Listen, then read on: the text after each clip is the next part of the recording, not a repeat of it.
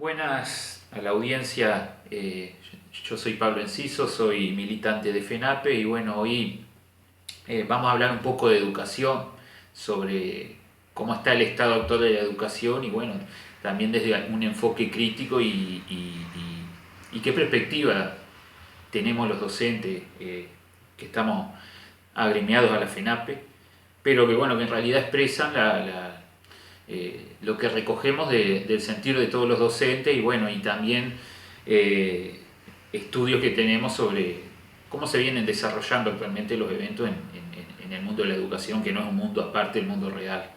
Pero bueno, quiero empezar con una pregunta que tiene que ver con lo que piensa la sociedad y lo que piensa el sistema político en general sobre qué es lo que importa hoy en día, ¿no? Cuando hablamos de educación, eh, ¿qué es lo que en qué es que hay que invertir?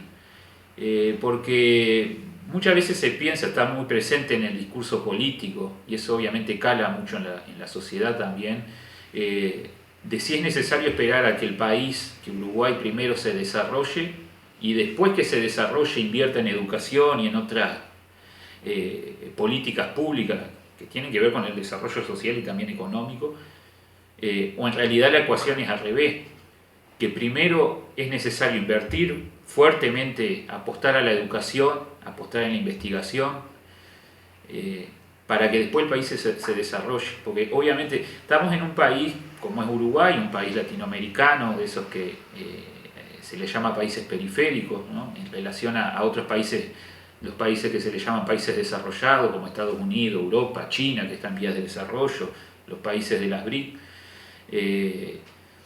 Donde en realidad lo que ellos hacen generalmente es invertir primero en educación y después atrás de eso viene el desarrollo, ¿no? Las grandes inversiones a veces si el sector privado estimula la economía, hay que dejarlo que se regule solo porque, o la mentalidad del emprendedurismo, ¿no? Que es necesario primero tener ideas innovadoras para insertarse en el mercado y bueno, de ahí viene toda una especie de riqueza, de generación de trabajo, de derrame de las ganancias en la sociedad. Bueno, todo eso en realidad es un enfoque ideológico que hay y que no se aplica en estos países mal llamados del primer mundo, ¿no? Los países desarrollados económicamente. Porque en realidad, por ejemplo, como sucedió hace poco con el desarrollo de las vacunas en la pandemia, en realidad fue una fuerte apuesta de inversión de presupuesto que pusieron los estados en investigar y desarrollar vacunas que obviamente las desarrollaron empresas del sector privado, pero con estos incentivos económicos. Y bueno, eso es lo que en realidad sucede en el mundo. Pero lamentablemente a veces sucede que en nuestros países pensamos al revés, que primero hay que desarrollar y una vez que haya desarrollo va a haber como una especie de derrame, se va a poder cobrar más impuestos al sector privado y bueno, con eso se va a poder financiar la educación pública y bueno, en realidad como decía, la ecuación es al revés. Nosotros tenemos que pensar primero que nada en qué es lo que queremos para nuestras vidas, ¿no? Y obviamente lo primero que nos viene a la cabeza es que queremos trabajo, que nuestros hijos puedan acceder al mundo del trabajo con las herramientas para ello. Y quien primero brinda esas herramientas es la educación. Pero bueno, ahí hay unos conceptos que podríamos manejar. ¿Qué tiene que ver el mundo del trabajo con la educación? Y qué tiene que ver también el concepto del mundo del trabajo, porque generalmente lo que está más presente en el discurso político y en el discurso también del sistema económico sobre el mundo del trabajo tiene que ver con lo que se llama el mercado laboral, que está bien, el mercado laboral es una de las tantas aristas de ese mundo del trabajo. Con el mundo del trabajo también implica otras cuestiones que no tienen que ver con generar ganancias al mercado o empresariales, sino que también tienen que ver con la formación universitaria, profesional, la formación en la cultura, en el arte, la formación en lo que tiene que ver con el área de la salud y social, que hoy en día es algo que lo sentimos mucho como necesario. Que acá también, ¿qué tiene que ver todo lo que discutimos a veces? Porque es muy difícil, entiendo que a veces es muy difícil que se nos comprenda a los docentes o nosotros desarrollemos con un lenguaje muy profesional para que entienda el común de la sociedad, como un médico, como un programador informático o como un economista también somos profesionales y bueno, cuesta a veces hacernos entender. Por eso trato de plantearlo desde este punto de vista de problemas sociales comunes que hay, cómo impacta las políticas educativas en eso. Yo estaba diciendo, por ejemplo, recién, lo que tiene que ver con la salud, ¿no?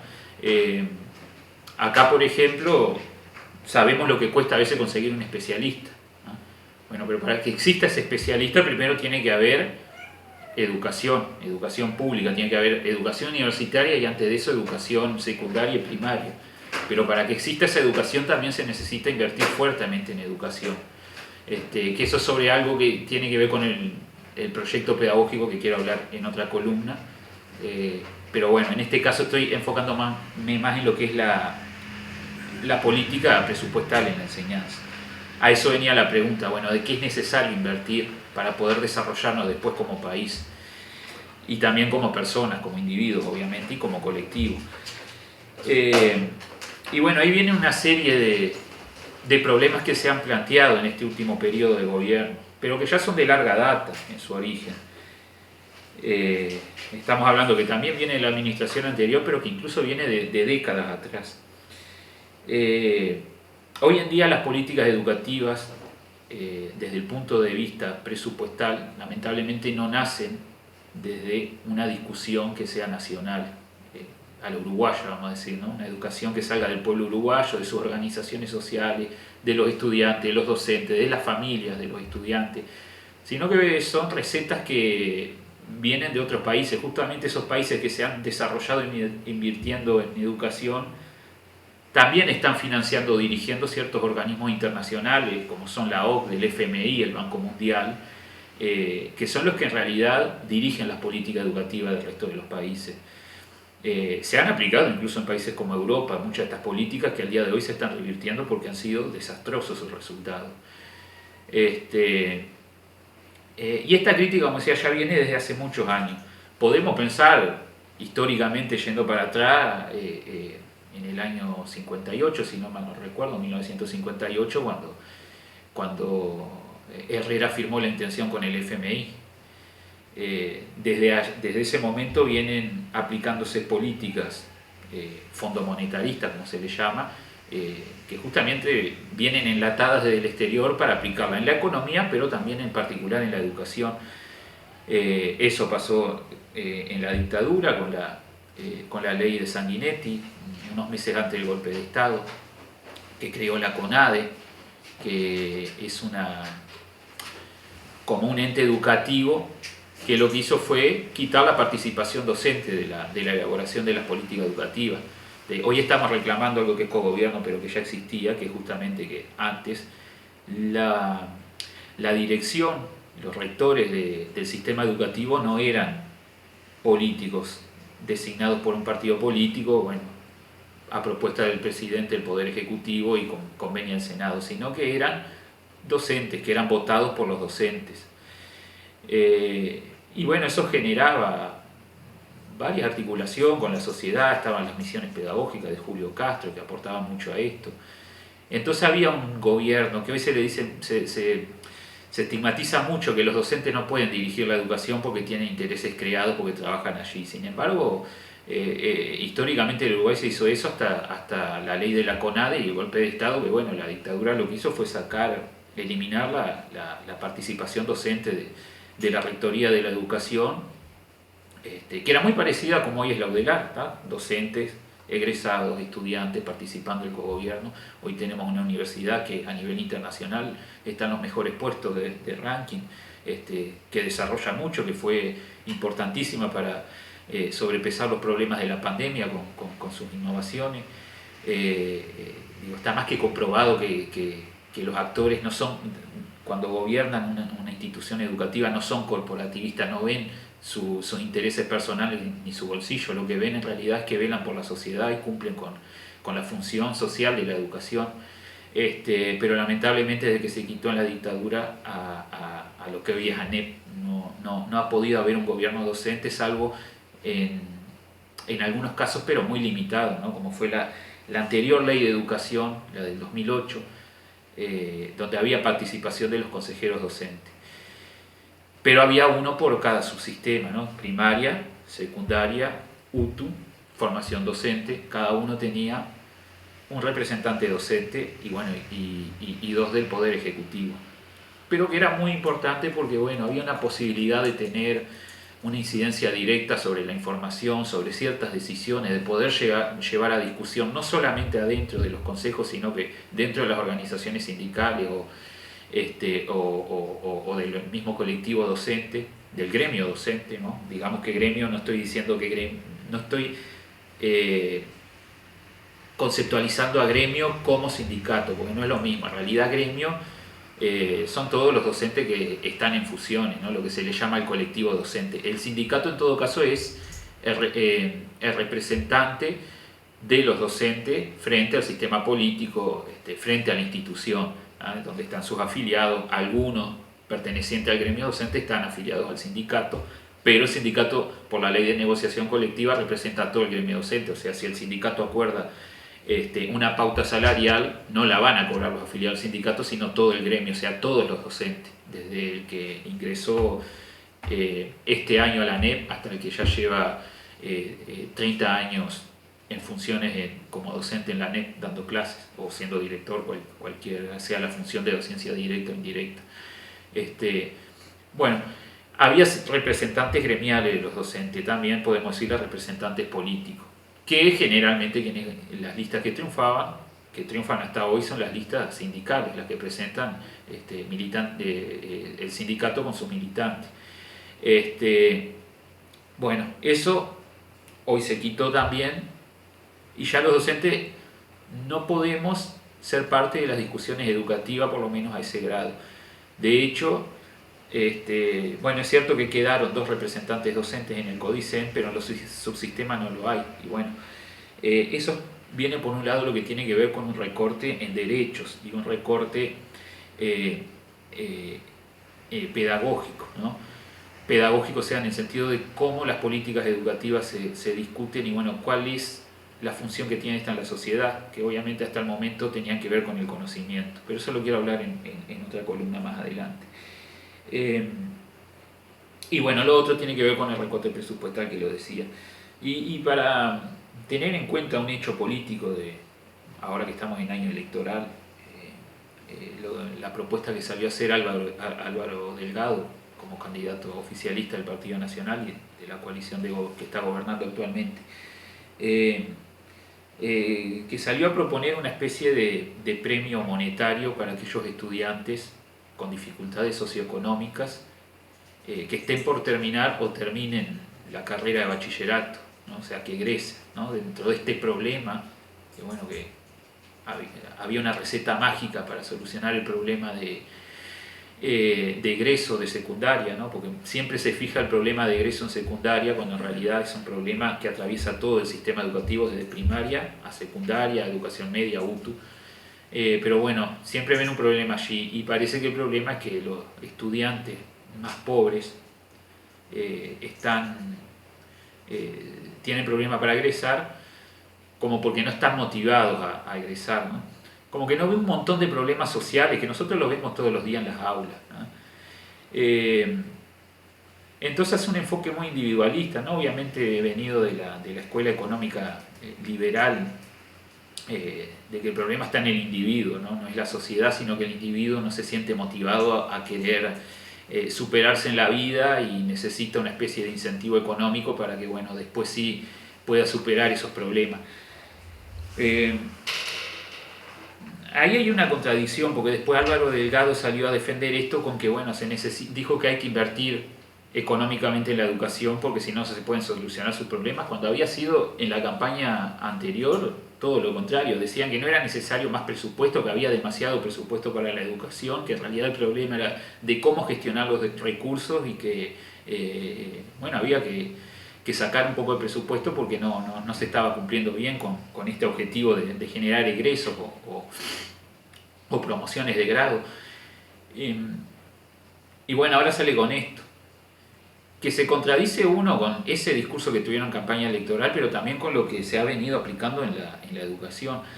en cuanto a las políticas presupuestales, ¿no? Nosotros en la FENAPE tenemos algunas investigaciones de economistas que dicen que en realidad ha habido un recorte muy fuerte en este quinquenio. Ya la última ley presupuestal que se votó fue el año pasado, ya este año no se puede votar una nueva ley presupuestal porque en el año electoral hay un impedimento constitucional para ello y hasta el año 2026 no vamos a tener un nuevo presupuesto porque en el 2025 recién se vota el presupuesto para el 26. Por lo tanto ya este recorte está consolidado, no va a haber un aumento, nada de eso. Ha habido una subejecución presupuestal dentro de la ANEP de alrededor de 250 millones de dólares. ¿Qué es una subejecución? Significa que el Poder Ejecutivo, a través del Parlamento, definió un presupuesto para la ANEP, pero la ANEP no lo ejecutó en su totalidad. O sea, parte de ese presupuesto no lo ejecutó, por lo tanto no se vio expresado ninguna política educativa que impacte en la vida real, ¿no? Que justamente puede tener con esto de sostener la trayectoria, proteger la trayectoria o el tránsito educativo de aquellos estudiantes con dificultades socioeconómicas. ¿De qué estudiantes estamos hablando? De estudiantes que llegan al liceo sin comer, ¿no? Que eso lo vemos todos los días. No es un mito que hemos inventado los docentes, eso se ve en una experiencia real en algunos liceos que trabajo. Por ejemplo, y duele decirlo de esta forma, pero a veces sobra comida de los comedores de la escuela y esa comida se pasa a un liceo del territorio, ¿no? Es lamentable, pero es eso lo que se hace. Y esa comida es muy limitada, porque tienen que anotarse un cupo de estudiantes de 15, 30 estudiantes para poder recibir esa alimentación. Y eso lleva a un problema que a veces no soluciona este problema, sino que lo empeora. Porque primero se está discriminando, obviamente, a algunos estudiantes que quedan afuera. Se está discriminando también a los estudiantes que capaz que comen en su casa. Y a veces esto puede generar un estigma también y vergüenza en algunos otros estudiantes que no quieren anotarse porque no quieren ver que están pasando hambre, que otros vean que están pasando hambre. Eso es un problema. ¿Por qué? Porque no se está viendo la política educativa o pedagógica como una política pedagógica en sí, sino que se está viendo como una política social. Y eso es un grave error que muchas veces está presente en el discurso político, es decir, que la educación es una política social. No es una política social. Una política social está generalmente focalizada en sectores sociales que tienen muchos problemas, muchos derechos vulnerados, como ser alimentación, salud, educación también, el acceso a un espacio público que sea digno para poder disfrutar del tiempo libre. Ahí se enfoca la política social. La política educativa es una política universal, que es para todos por igual, que no puede discriminar, que no puede dividir entre los que sí pueden comer y los que no pueden comer, entre los que tienen familias con un trabajo estable y aquellas que tienen un trabajo tan inestable que están todo el tiempo saltando en el mercado laboral, ¿no? No puede reproducir esas lógicas de injusticia social la escuela, el liceo. Entonces, bueno, lo que nosotros como proyecto educativo y que está dentro de nuestros reclamos y propuestas sobre presupuesto es que se vaya hacia un sistema donde se pueda cubrir estas necesidades, pero del enfoque pedagógico como en la escuela. En la mesa comen todos, es una mesa colectiva y todos comen. Que aparte eso también tiene un impacto pedagógico. Sabemos que en la escuela a veces se llevan recetas a la casa, pasa en los CAIF también, ¿no? Recetas a la casa, comen todos juntos, socializan en la mesa. Bueno, eso es lo que pretendemos en realidad, que haya una contención del estudiante desde el punto de vista de la alimentación, porque hoy en día son tristes las situaciones que hay. Un estudiante que terminó la escuela y pasa al liceo no es que necesita dejar de comer porque sigue en la misma familia y en el mismo barrio y en el mismo contexto socioeconómico. Ese alumno, si tenía problemas para comer en la escuela, lo va a tener en secundaria. Bueno, eso es uno de los grandes problemas que hoy nos atraviesan, porque después dicen, los docentes faltan mucho porque piden licencia por estrés o psiquiátrica. Bueno, la verdad es que estar en estas situaciones donde tenés estudiantes no solo con problemas de alimentación, sino que con problemas de salud mental, que es otra cosa que reclamamos que se solucione, equipos multidisciplinarios. Estudiantes que han tenido intentos de suicidio o que están pensando en suicidarse, que tenés que estar observándolos todo el tiempo, o sea, situaciones tristísimas que impactan en la psicología del docente, porque un docente que eso no le impacta no tiene sensibilidad social, es fuerte. Digo, de todos modos no es el sector laboral con mayores licencias médicas, hay un mito también en que los docentes faltan mucho, que esto también lleva a tendencias de querer recortar otras políticas, pero bueno, no me quiero ir del tema, aunque está todo relacionado. Bueno, el tema de la salud mental también es importantísimo, porque uno de los reclamos que tenemos son los equipos multidisciplinarios, que no hay en todos los liceos, en donde no hay profesionales suficientes. Hay liceos donde, bueno, están todos estos problemas que decía de salud mental, de problemas de estudiantes con depresión, bueno, con otras que no son patologías mentales, pero que también impactan en los problemas de aprendizaje, ¿no? Tiene que ver autismo, Asperger, esquizofrenia, bueno, un montón de problemas que, como sabemos, tienen todos los hijos de trabajadores. Y que bueno, los docentes no estamos capacitados para atender eso. Sí podemos llevar adelante desarrollar algunas planificaciones de aulas, pero con sugerencias de especialistas en esto. Y bueno, también los problemas de violencia que tienen mucho que ver con esto. Y bueno, y eso ha sido un reclamo de que haya psicólogos, que haya asistentes sociales o trabajadores sociales, que haya psicomotricistas. Por ejemplo, yo trabajé el año pasado en un liceo donde tuvieron un accidente unos compañeros, un accidente de tránsito, fallecieron algunos de estos estudiantes en ese accidente y sus compañeros faltaron por por una semana de clase por el duelo que estaban sintiendo, ¿no? Y no había una contención psicológica, una contención de la institución que pudiera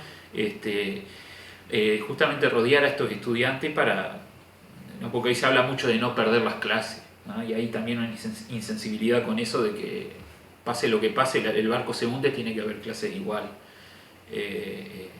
Y bueno, y no se toman en cuenta el impacto psicológico que tienen las comunidades educativas, en los estudiantes y en los docentes, estos hechos, que bueno, se podían solucionar justamente dándole contención, no solo para que haya clase, ¿no?, de esa visión fría, sino que para que también como humanos ellos puedan desenvolverse mejor en el centro educativo, y también van a tener una mejora para su vida como estudiantes que están pasando un duelo.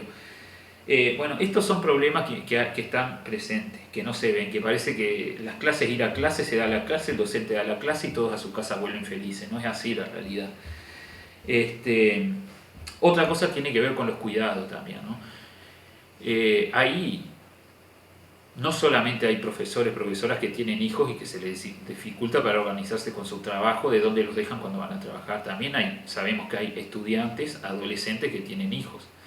Y bueno, más allá de que hoy en día se flexibiliza y se es muy permisivo con la cantidad de faltas que pueden tener, bueno, eso tiene un impacto negativo en los aprendizajes, en los logros de aprendizaje.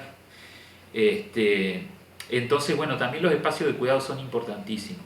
No solamente por eso, porque si hay estudiantes que tienen posibilidad económica de sobrellevar esta situación de maternidad o de paternidad en la casa.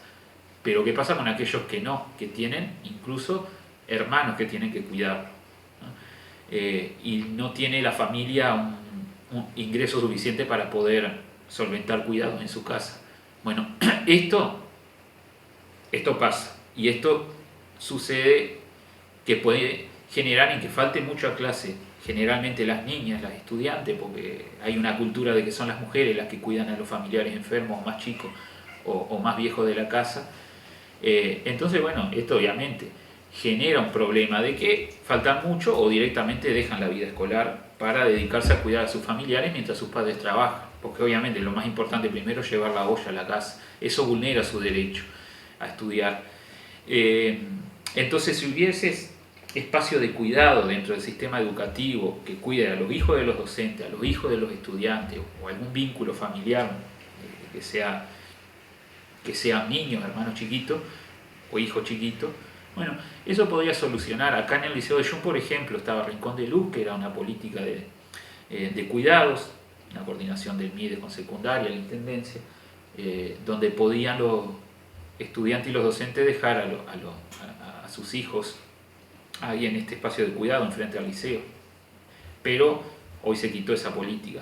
Si bien existe formalmente, virtualmente, pero está lejos del liceo, y eso hace que la comunidad no tenga la posibilidad. Tenés que trasladarte un montón de cuadras para dejar a un niño, ir al liceo y después volver. Bueno, estas cuestiones que tienen que ver con los cuidados también, salud mental, cuidado, alimentación, son cosas fundamentales que no se van a solucionar con un bono, con un incentivo económico cuando se termine la carrera, porque se le está metiendo una presión más a estos estudiantes que tienen muchos problemas para que en sus casas también, bueno, estudiar porque te van a dar un premio, anda a estudiar porque te dan un premio, pero esto genera un problema, ¿no? Y también es una política muy aporofóbica, ¿no? Porque se discrimina a aquellos sectores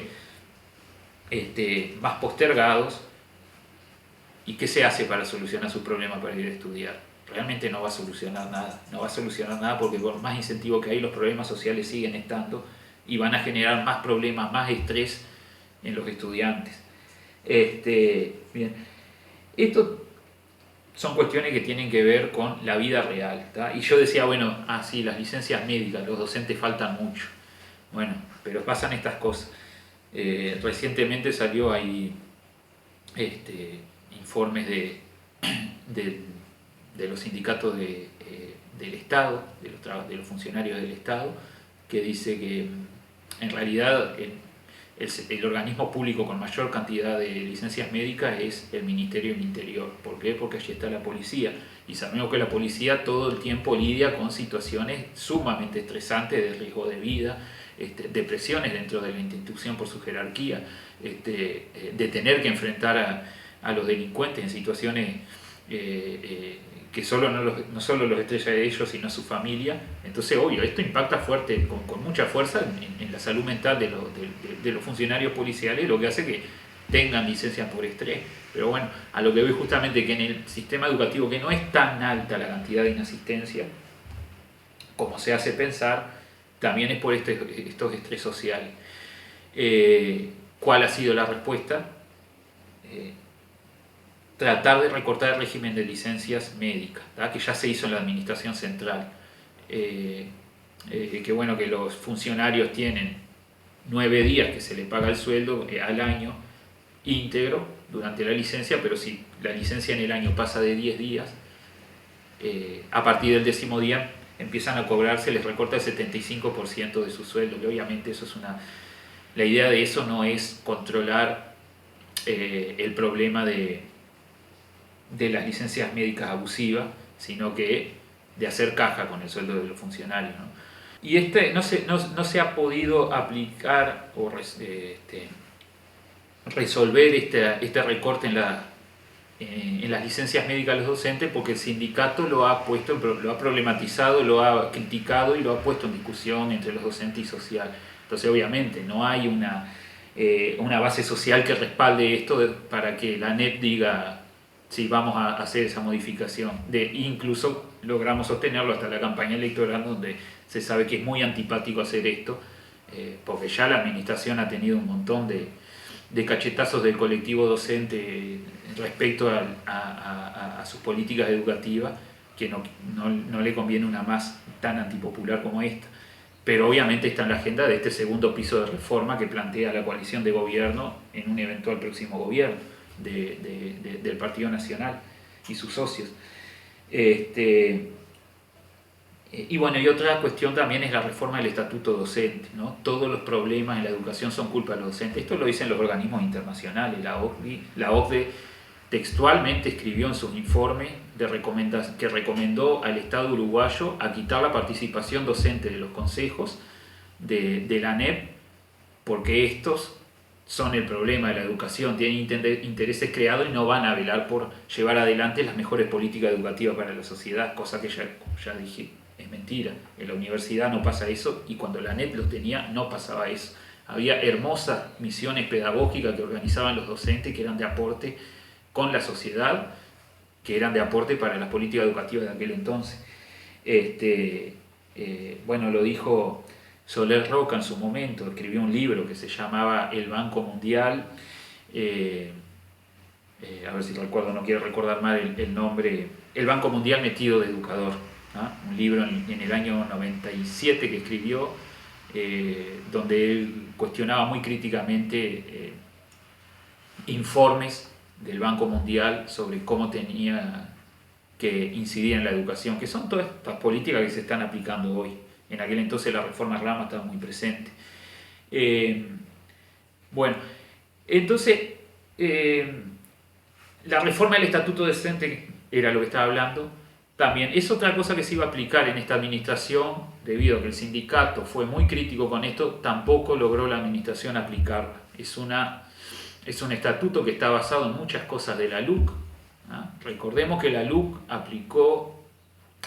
aprobó un artículo en donde los directores pueden echar a los docentes de sus centros educativos, dicho así fuerte, ¿no?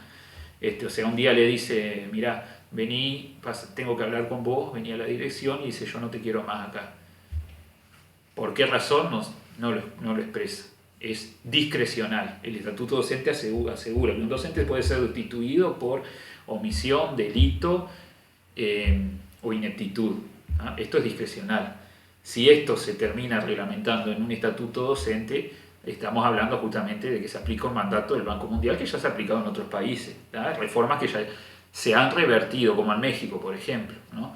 Que se han revertido por lo desastroso que ha sido laboralmente y pedagógicamente.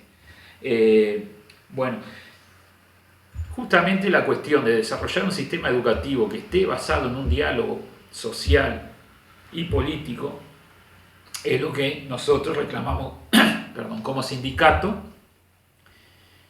y que es lo mejor para el país. O sea, invertir fuertemente en políticas educativas, mejorar las condiciones de estudio de los estudiantes y mejorar las condiciones laborales de los docentes sería lo que estaría en la cima de la pirámide para poder mejorar los problemas de la educación de hoy en día.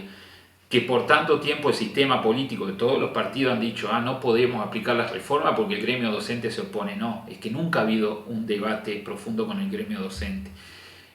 Lo poco que se ha podido porque hemos tenido consejeros docentes o porque ha habido una ley de negociación colectiva, pero no se está escuchando. Y de hecho hay evidencia real de que no se ha escuchado el debate social, que lo quiero hablar en la próxima columna, como es el Congreso Julio Castro, donde hubo riquísimas propuestas emergidas de la sociedad, no solo de los docentes, sino de toda la sociedad, y nunca se vio reflejado en una ley de educación, en políticas educativas.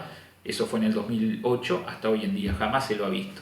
Debate hay, aportes existen, los docentes aportan, la sociedad aporta, lo que falta es que el sistema político diga, bueno, no, todo bien con lo que los informes de la OCDE, del Banco Mundial, del FMI, de cómo hay que llevar adelante la política educativa, pero bueno, tenemos que escuchar primero qué es lo que dice la sociedad uruguaya, que tiene mucha experiencia en formular políticas educativas, que se cortaron en la dictadura, pero bueno, es algo que es una tradición que hay que recuperar y bueno, no es la solución a los problemas, pero es lo que siempre va a poder encontrar nuevas soluciones a los distintos problemas que se planteen. Bueno, así que para cerrar un poco, la pregunta inicial era esto, bueno, hay que invertir primero en educación o esperar a que Uruguay se desarrolle. Bueno, si Uruguay nunca se desarrolla, si Uruguay nunca invierte en educación, en mejorar las situaciones de los estudiantes que están pasando por muchos problemas socioeconómicos hoy que no tienen que ver con si les gusta o no la currícula, sino que cómo viven ellos y su familia, bueno, va a ser imposible poder mejorar los niveles de egreso, poder tener una mejor calidad de aprendizaje, poder desarrollar futuros ciudadanos que aprendan a vivir en democracia, y bueno, así va a ser imposible un desarrollo económico, porque el desarrollo económico surge de una mejor democracia y de ciudadanos formados con lo mejor del sistema educativo, ¿no? Y bueno, para la próxima columna lo que pretendo es justamente profundizar un poquito más en las políticas educativas no solo las que está aplicando este gobierno, sino que cuáles son las propuestas que tenemos como sindicato y como sociedad organizada.